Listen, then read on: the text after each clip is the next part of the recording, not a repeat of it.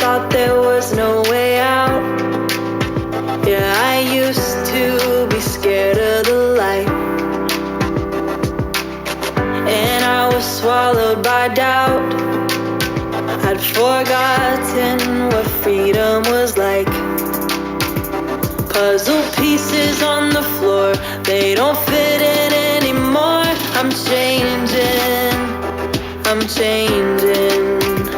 When they ask you who I am, what I've done and where I've been, there's one thing I want you to say.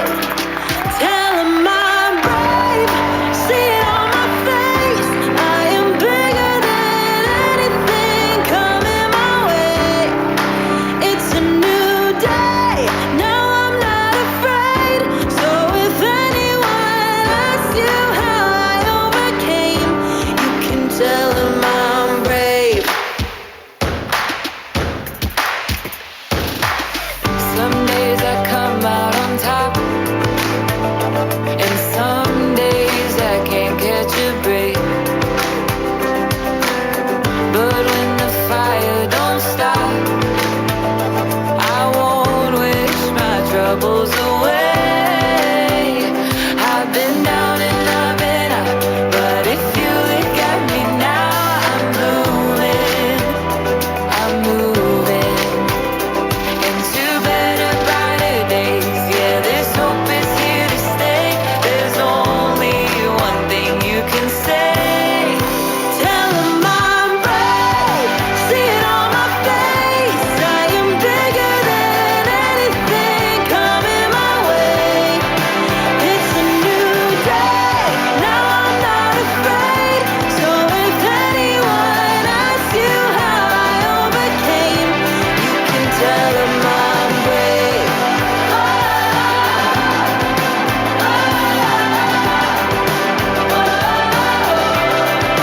We're gonna fight, gonna be alright. We're gonna fight together every step of the way. Tell 'em we're brave, see it on our face. We are bigger than anything coming our way. It's a new day, we're not afraid. So if anyone asks you how we overcame, you can tell 'em we're brave.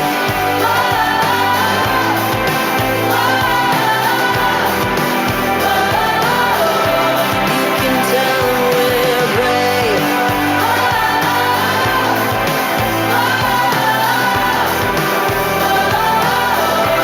You can tell 'em we're brave.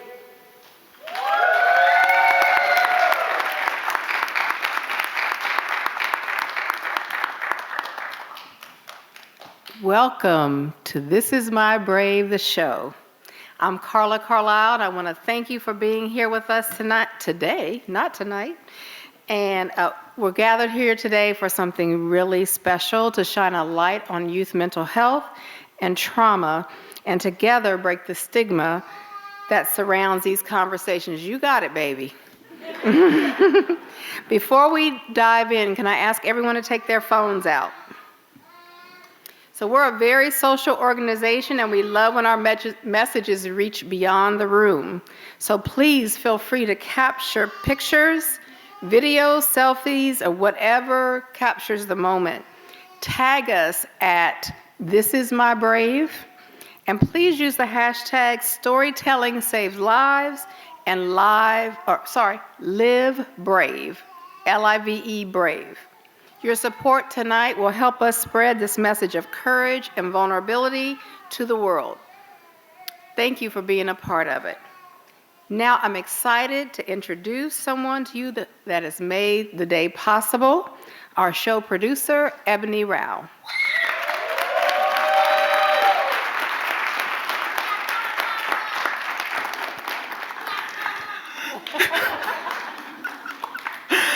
Thank you all so much for being here.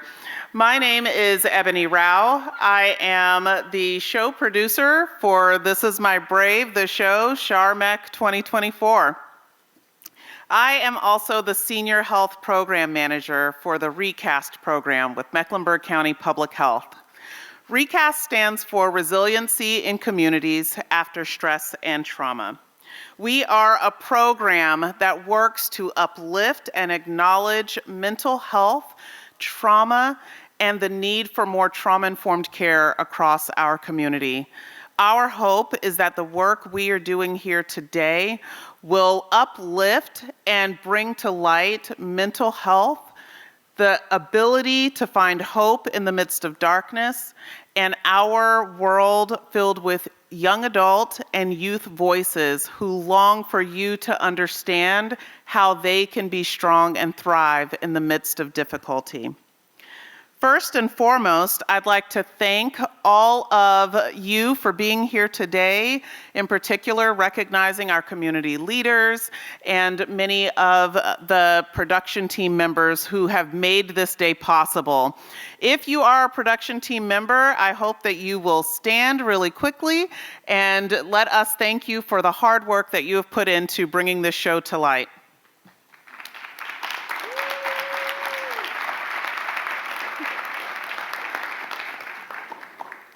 Our 2024 season shows have the following sponsors: Johnson & Johnson, Bristol Myers Squibb, Sage Therapeutics, Trigger Hub, and Society of Valued Minds. Thank you to our local sponsors who also made this possible: ReCAST Mecklenburg County Public Health, the Office of Violence Prevention, Mecklenburg County, Alliance Health, Travis Ford, Mobile Crisis Sante Group, Self-Talk Counseling and Consulting, Anuvia Prevention and Recovery, Teen Health Connection, Monarch, The Compassionate Companion, the Jenkins Creative Counseling Center, and so many others.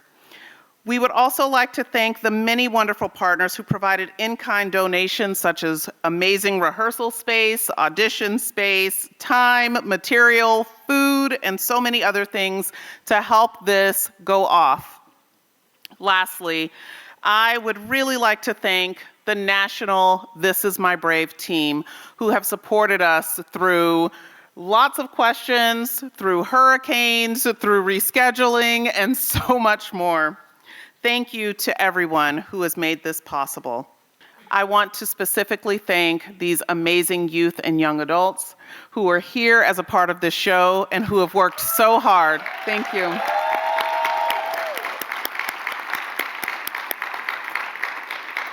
I'll now turn the time back over to Carlisle, our show director. What we're about to experience tonight is the heart of living brave. This Is My Brave is a storytelling organization, and I want to take a moment to share with you why it's so close to my heart. Becoming a mother was something I longed for, and the path I took was different than I imagined. I became a foster parent, and that's when I met JC. He was only 10 days old, a tiny, beautiful baby who completely changed my world. At 6 months, JC returned to his birth family, but I never let go. For 6 years, I co-parented with his birth parents, and despite many difficult moments, I learned so much from that experience about resilience, love, and facing fears I never knew existed. Eventually, JC came to live with me full-time, and those years together have been filled with love, challenges, and growth. I have faced anxiety and depression along the way, but through it all, my love for JC has been my anchor. He is my greatest gift, and I am so proud of the person he's becoming, even though our journey has not been easy. Should I say that again? It has not been an easy journey. I left a 17-year corporate career because I realized my true calling was to share hope and healing with others. Being a part of This Is My Brave, first in Boston in 2023 and now here tonight, feels like coming full circle. These young storytellers you will hear tonight are incredibly brave, and I'm so honored to stand with them as they share their stories with all of you. So let us begin. Please welcome to the stage Ty with Keep It on the Low.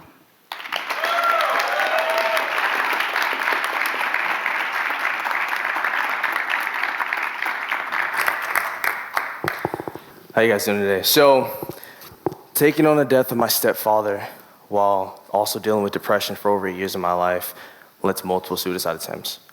Now, I'm gonna read this quote from here. I wrote it down so I don't mess it up. The pain that often kills, or the pain that kills, is often the pain we fail to discuss. Not because we don't want to, but sometimes it's the perception that withholding that pain feels like the strongest thing to do. Now, whether we do that for our families, or our friends, or even for ourselves, we do it because we feel like it's the right thing to do. But today I realized I was wrong. Now, this song is the expression of dealing with those events and those conflicting emotions while also testifying about Christ Jesus, who's the way, the truth, and the life, who healed me and guided me through it all. Enjoy the show.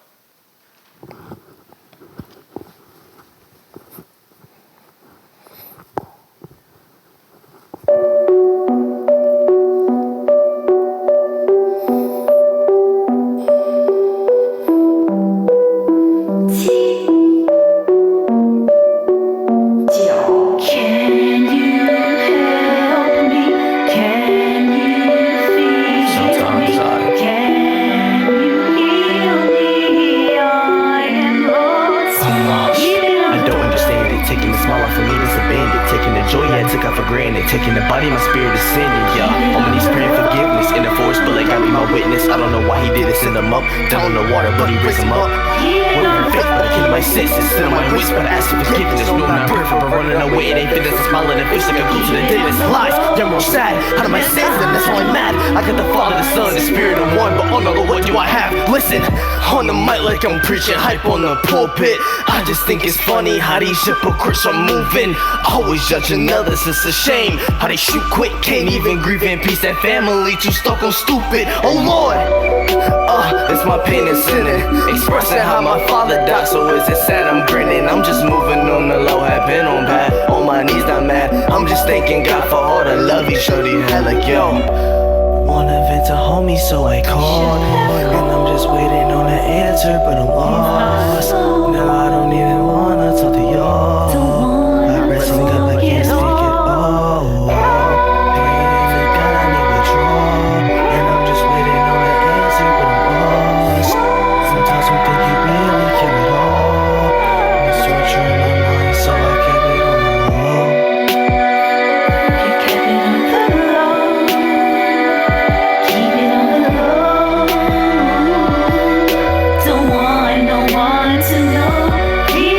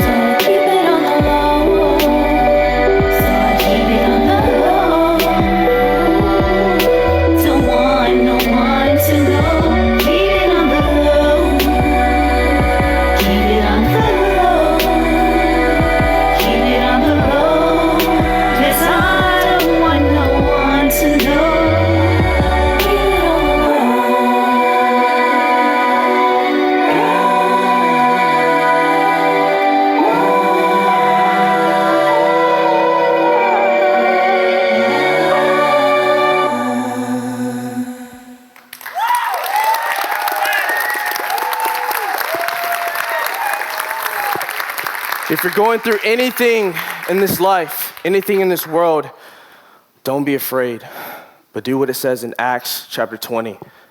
Have faith in God. I'm Tai Tokyo, and this is my brave.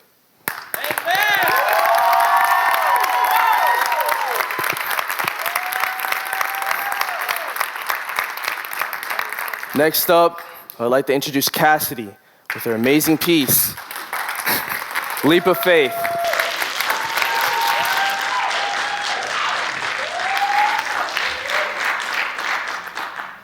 Hi, my name is Cassidy Taylor. I'm from South Carolina. Today, my poem is about my dad on his mental health struggle called Leap of Faith. Mental health in my head, mental health in my bed. With mental health, you might just have to take a leap of faith. Fate just might make or break. And please don't make the mistake of not knowing what's wrong with their mental state, because it ain't no piece of cake. My dad is a whole mental state. Ups and down, round and round, sometimes even laying on the ground can break my dad's crown. His crown is his life. It breaks, it crumbles because of his mental health. He always has to take a leap of faith. One side of leap of faith is never seeing your loved ones again. Literally, never seeing them again. Second part of leap of faith is schizophrenic and bipolar. Standing around in a room as the ground crumbles beneath me, as I fall into my dad's mental state. And please don't make the mistake. It's okay. That's what everyone always say. He's fine, he's okay, nothing's wrong with his mental state. But no one sees what I see behind the scenes, I mean. Fighting, screaming, yelling, that's all I see. I wish these shoes did not belong to me. Anyone, literally anyone's shoes are better than mine. Come on, switch with me.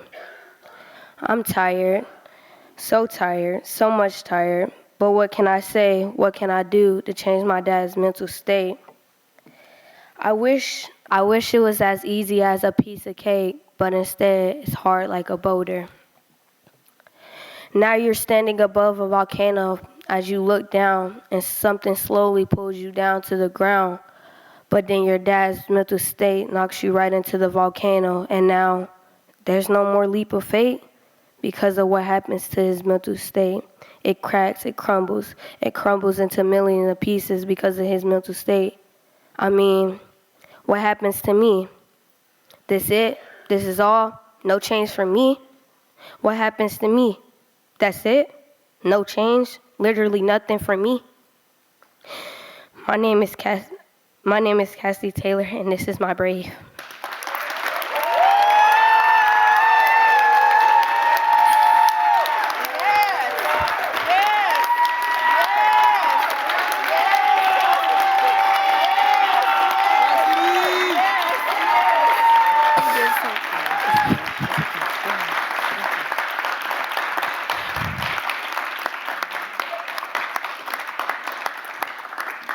Next up is Cate with Weight of Perfection.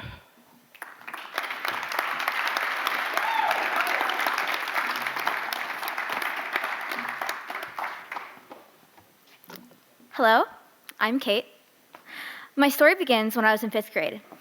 I had a good friend that I was very close to since 2nd grade. I clung on to her. I didn't feel very confident. She told me that she was the only one who would be truly my friend, and I believed her because she was supposed to be my best friend. In elementary school, she made comments about my body. She said things like, "We're so fat," or "We should lose weight." Over time, I stopped eating. I lost a lot of weight. Along with the weight loss, I started getting positive comments and then started to hang out with the popular kids. I liked the attention and started changing the way I dressed and paying more attention to my looks. My mental health was declining. My friend told me very serious things. She told me that not to tell anybody. I was afraid I would lose my best friend. I didn't know how to react when she told me about the serious situation she was in, so I just kept it a secret. It made me feel guilty and very responsible for her for a while. I was worried for her. I thought it would help me to stay friends with her if I didn't share her secret. I couldn't handle the pressure anymore of holding the secret any longer. I told my mom about my friend. There was a big meeting with the families, and my friend is very mad at me. She decided not to be friends with me any longer. I felt broken. I felt lost without her. I felt like I couldn't rely on anyone else. During all this, I still wasn't eating due to the stress of the secret and the comments made about how I looked. My mom noticed the big changes, so she decided to take me to a doctor. I didn't tell them I wasn't eating either, but they referred me to an eating disorder program for an evaluation. I still didn't admit that I wasn't eating, but they saw the signs of my blood work. They wanted me to go to a residential program in another city to pull me from school for at least 4 to 6 weeks. I was scared. I didn't want to leave home. I didn't want to be 3 hours from Charlotte. I wanted to know if we could go anywhere else. Through the help of my doctor, we found great therapists in Charlotte that helped me on an outpatient basis with my relationship with food. I went in person, online, and checked in all the time. They helped me understand that healthy choices and that food was good for me. I still go to them and talk about things. We still talk about eating, but also life and what's going on with school and family. At school, I also have chosen to be confident and be more positive with friends. I look forward to going to school. My friends around me don't worry about how I look as much. It reminds me of fun and laugh. Now I go to Northwest School of the Arts to learn about musical theater. This is a great place to put my energy and surround myself with people who have the same interests. I feel like I found my people who are following their hearts and being with others to do the same. We get each other and we support each other. I haven't forgotten about the time that I wasn't doing well due to my eating disorder because I know it has impacted me so much. I know I'll never forget. Because of this, I'll continue with my therapy and surrounding myself with positive people who care about me. I'm Cate Baldauf, and this is my Brave.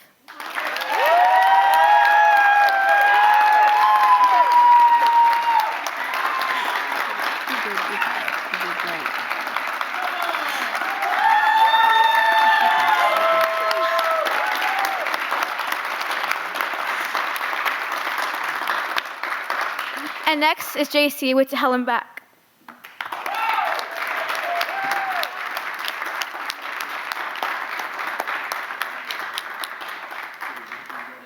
My name is JC, and I am 14 years old. I have been through a lot in my life. When I was 5 years old, my mom made me get a dangerous weapon and made me aim it at my dad. And I didn't want to do that, so it made me really sad. I didn't tell my forever mom, Carlisle, what happened until I was in middle school. She was very surprised and disappointed that happened to me.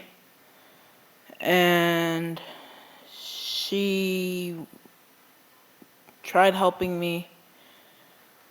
When I was 6, I couldn't see my birth parents because they were doing a lot of bad things, drugs, abuse. I have been abused by my own parents before, and that hurt me a lot. I have dealt with depression and lost a lot of people I loved. I have been bullied throughout my life, which made me want to bully other people. But I found better ways to express my feelings. Villains aren't born, they are made by other people's actions. Other people's actions could affect the way y'all want to act. Your feelings act on other people's actions. But I've found a good way to express myself. I even wrote a book with my mom called My Big Notebook.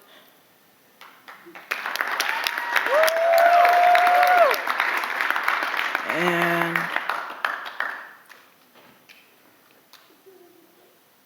I told my mom when she was writing too much or doing too much.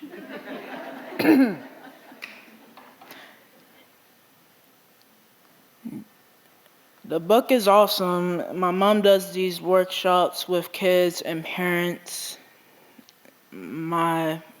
using My Big Notebook.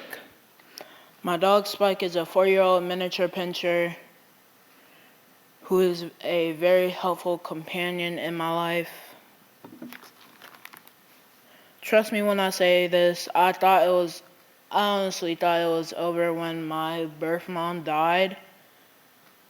I had bad feelings, bad thoughts, and I felt like it was over. But it got better. And it will get better for y'all too. I talked to some of my friends I really trusted. I talked to my mom, Miss Q. I talked to my therapist, Miss Brooke. Big shout out to Miss Brooke, who helped me describe my feelings, and I always feel better after I see her. If you ever feel like you can't go on, think of the people who you love most and how it would affect them. It won't just affect you physically, it could affect people mentally. I may not know each and every one of you here. I may not know you at all. But I care about people on earth, and I don't want anything to happen to you. You are going through emotions, and that's okay. And you will get over them. You just need help, and that's okay. My name is JC, and this is my brave.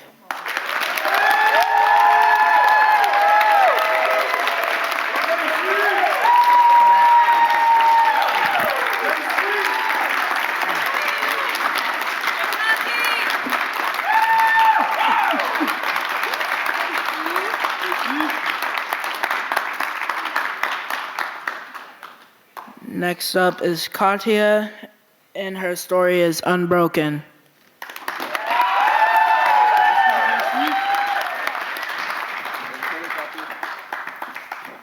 I'm sometimes scared to feel too much.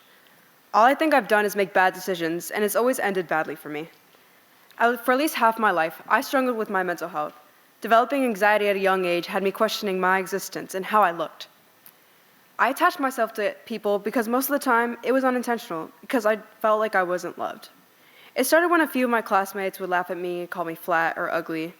And as time went on, their comments got more intense, and it drove me into the depression that I felt comfort in. I lost most of my friends, and I pushed away all my family. One day, I decided I did not want to live anymore. I planned on my death, but I couldn't go through with it. There was a small voice in the back of my head telling me to give life another shot. And as time went on, things only got worse. From the start, my romantic relationships were plagued with trauma. I was groped, gaslit, and hit. And when I was in a worse state, there was always something that was missing. Someone who understood me, someone who could feel what I feel and who could articulate what was going on inside me, someone who could take care of me, and someone who could guide me through the search in the name of all this chaos that I found inside me. I felt like there was a storm brewing inside me, one that I could never fight. I was drowning and nobody noticed. Some days I wanted to die, and on others I already felt dead. As the years drew on, my condition improved. Nevertheless, I felt sad because I didn't want to feel alone. It was scary to be alone with my thoughts, sometimes because I knew that they would spiral. I sought love anywhere I could find it, and for a while, I did. I was genuinely so happy. I went a whole year without thoughts of suicide or death, and I felt like a whole new me, like the other one was a thing of the past. Although I was happy, I didn't deal with any of the trauma in my past, and it caused that relationship to come to an end. I felt nothing. I was numb. I went back to that familiar place of sadness that I found comfort in. A month after it ended, I was sexually assaulted by a guy who I thought was my friend. I felt the whole world was against me. I lost myself and the ability to trust and love I had just 2 months prior. I felt used, and I let others step all over me because I felt like I needed to have a purpose. All this brought me to an all-time low, and yet that voice in the back of my head persisted. I didn't know what to make of it, but as the year went on, I picked myself up. I only had 2 options, and I chose to fight. I wanted to discover who I was, what caused my thoughts, questions, and emptiness, and how I could feel, name, express it, and find myself in this chaos, and how I could make this chaos in the world change. About 6 months ago, I decided it was time to make a change in my life. I saw my best friend go through something similar, and she inspired me to get better. I was done letting my trauma define me. I wanted to be the girl that everyone in my life knew I could be. I went through a development and growth that I never envisioned until recently. I'm an introvert, someone with an extra sense, and I feel, see, and think things very deeply. This has always been something that has gotten in my way, because I feel everything so intensely, and it can cause me enormous damage. I learned my lessons from this, and I formed my vision and my passion. I want others, help others see that and feel things that can be different. Because it is possible as long as you're willing to look at yourself with the most genuine and pure intentions and to express this. I've learned to forgive the people who hurt me because I knew that's what a God would have wanted for me. I learned to love the parts of me I used to hate. I learned valuable lessons that I would have never learned if I didn't go through the things I went through. I've been going to therapy for almost 9 years today, and I'm still on my journey of healing. You are never alone, and God will always be in your corner. If you get anything out of this, remember that what happens to you does not define you as a person. As my mom has always told me, you are beautifully and wonderfully made. My name is Katia, and this is my brave.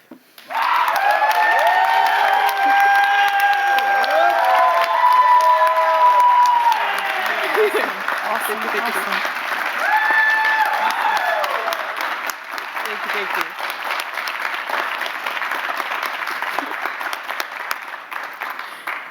Next up is Victoria with her piece, Breaking the Silence.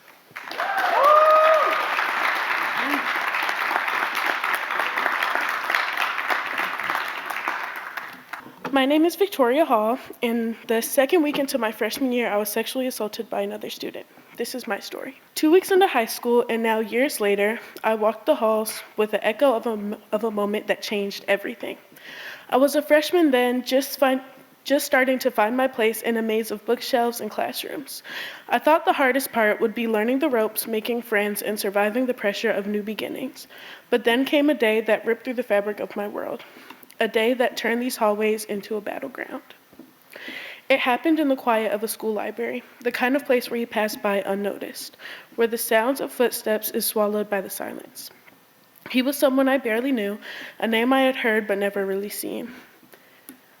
It was supposed to be just another day, a blur of classrooms and chatter, but instead it became a scar etched into my life. I remember him sitting next to me on the bench. I was looking forward to the sanctuary of my next class, the safety of a room filled with people, but he came across my path, a shadow looming larger than life. And the library, once so mundane, became a cage. The world blurred as he reached for me, his hands where they shouldn't have been, and the noise in my head drowned out the silence. I felt like I was trapped in a moment stretched too long, every second in eternity. I wanted to scream. I tried to push him away, but my voice was a whisper lost in the void. I felt like I was fighting a battle with chains and walls closing in. The school that was supposed to be my new beginning became a place of torment. I ran, stumbling through the hallways, trying to escape the echoes of what had just happened. I locked myself in the nearest bathroom, my heart pounding, my breath shallow. The walls, once my refuge, now felt like prison bars, and the fear that gripped me was a force stronger than any teacher's voice. Now I've started to piece together the fragments of who I used to be. I'm learning to trust again, to find the footing in this landscape of healing. But there's a cruel irony to it all. Every day for 2 years after I saw him, his face a reminder of a nightmare that refused to fade. I felt dirty, as if no shower or bath could clean away what he had done, as if it was etched into my skin. I cut away at my skin, hoping I could remove the feeling of his touch. The hallways, once just passed between classes, are now battlefields where I fight to maintain my composure. His presence is a shadow that follows me, his eyes a constant reminder of what I survived. I walked the halls, my heart in my throat, my mind a whirlwind of memories that refused to stay buried. I've grown stronger, learned to navigate my pain with more resilience. I found allies and friends and strength in my voice, but seeing him every day was like running into a ghost of my past, a reminder that healing is a journey not without its struggles. So here I am, a junior, navigating the halls that hold both my past and my future. I walk those corridors with scars and strengths, with a memory of a moment that changed me but didn't break me.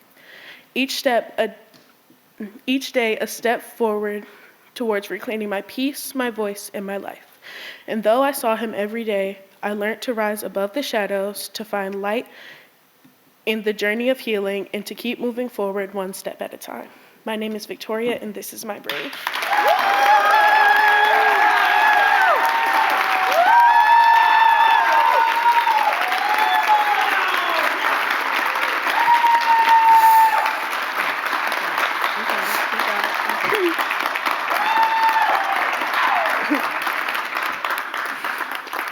Next up is Harmoni with her piece, Dance Till Death.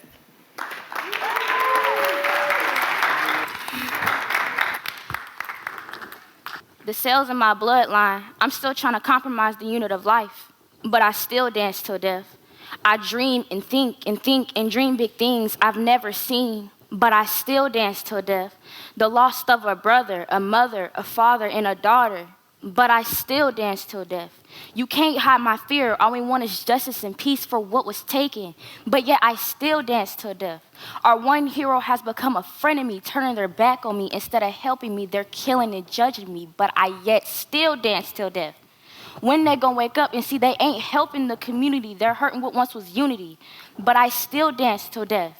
You put your finger on the trigger, oh, I feel threatened. You put your knee on my neck, oh, I feel threatened. You pull your taser out and shoot, oh, I feel threatened. You give the wrong commands, oh, I feel threatened. You feel threatened for who I aim to be, but I still dance till death. There's no more threatening me, scaring me, or harassing me because I've danced my way till death. All you do is pull the trigger and play victim, but we all know who the real victims are. They danced their way till death. Say their names. Larico Williams, that's my father. Sonia Massey, that's someone's mother. Janisha Fonville, that's someone's daughter. Daryl Turner, that's someone's son. George Floyd, that's someone's brother. Do you get it? They all danced till death. But you don't know my story. At the age of 1 year old, I lost my father. At the age of 9 years old, I was severely attacked by a pit bull. I had to get my muscle reattached to my left thigh. But you don't know my story. I'm such a team player. I supported my TEPS team because I know they needed me. Not fully healed, 3 months later, I'm stepping in the Martin Luther King's Day parade as he did for black people to vote because he had a dream. But you don't know my story. Missed birthdays, holidays, daddy-daughter dances. Who's gonna dance with me? The pain, the hurt, frustration, disgust, mad, anger, happy, sad, tears falling. Because it hurts so bad to want from the love from the one person you needed so bad. From the one face that I knew of a mirror image. But yet my story isn't over yet. Still I dance till death. My name is Harmoni, and this is my brave.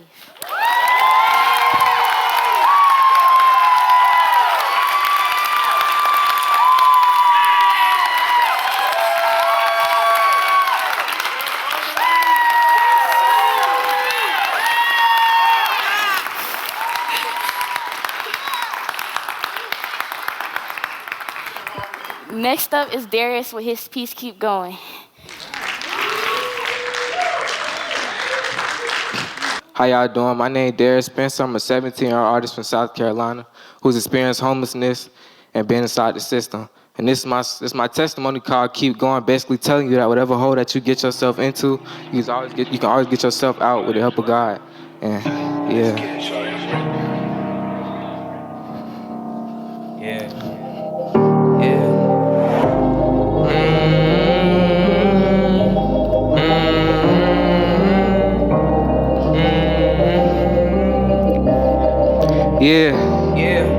Went through so much ups and downs, that's why I hold my crown. And no, you cannot take it now, gonna make my mama proud. Don't you quit, cause you right there, just keep going, my sis. Don't you quit, cause you right there, just keep going, my brother. Went through so much ups and downs, that's why I hold my crown. And no, you cannot take it now, gonna make my mama proud. Don't you quit, cause you right there, just keep going, my sis. Don't you quit, cause you right there, just keep going, my brother. See, I was 15, my mom was getting evictions on her, and we ain't had G's, so I had been the man my daddy couldn't, so I low 3. I ran up to the store so quick, yes, I was so hungry. I got a family to feed, I need the bus so full on me. I got it back and I left. They go 12 was waiting on me, man. I can't believe this. My got my own scene, man. What my mom go thinking me, Lord, please, it's gotta be a dream, man. Went through so much ups and downs, that's why I hold my crown. And no, you cannot take it now, gonna make my mama proud. Don't you quit, cause you right there, just keep going, my sis. Don't you quit, cause you right there, just keep going, my brother. Went through so much ups and downs, that's why I hold my crown. And no, you cannot take it now, gonna make my mama proud. Don't you quit, cause you right there, just keep going, my sis. Don't you quit, cause you right there, just keep going, my brother. Pick me to the ground, they had put me in handcuffs. Sent me to the station, I said I ain't saying nothing. 21 to 45, oh boy, you out of luck. And you just 15, you better pray yo ain't stuck. Man, what? That's that. But my head highness, they had threw my ass in county 2 weeks later, went to the bricks. Yeah, my first day I got jumped in, that same day I made y'all win. I've been putting belting, my mama Dukes ain't raised no. I ain't get to see my fam, but on my own learn how to pray. I was speaking in tongues, hoping that God can make a way. Fast forward a couple Boom, it was the judge's birthday. She had let me off with 18 months probation. I said, wait. Then I looked back at my mama, she was crying out fast. I said, Mom, coming home so you can wipe those tears away. And I'm sorry that I hurt you. You forgive me, are you straight? Yes, I'm sorry that I hurt you. You forgive me, are you straight? Went through so much ups and downs, that's why I hold my crown. And no, you cannot take it down. Gonna make my mama proud. Don't you quit, cause you right there. Just keep going, my sis. Don't you quit, cause you right there. Just keep going, my brother. Went through so much ups and downs, that's why I hold my crown. And no, you cannot take it down. Gonna make my mama proud. Don't you quit, cause you right there. Just keep going, my sis. Don't you quit, cause you right there. Just keep going, my brother. My name Dad Spencer, and this is my braid.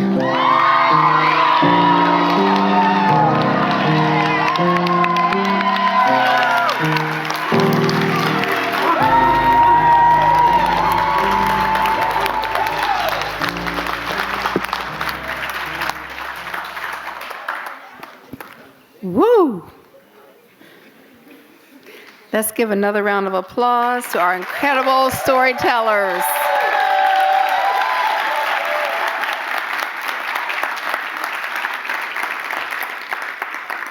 They have shared something so powerful and so personal with us. Their stories about mental health, trauma, and so much more. These are conversations we need to have more often. If you feel comfortable, I'd like to ask you to stand if you or someone you love has been touched by mental health, substance use, or personal trauma.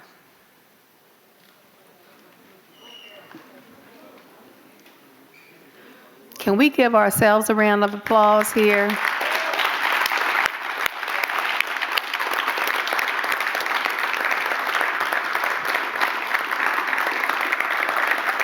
Yes. Yeah.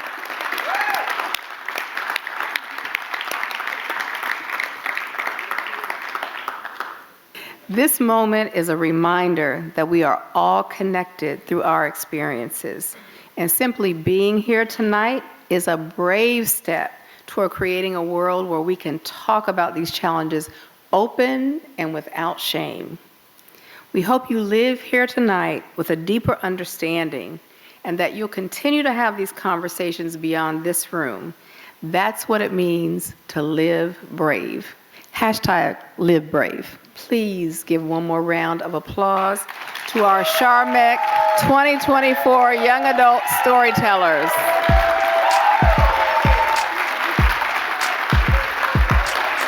I thought there was no way out, but I used to be scared of the light,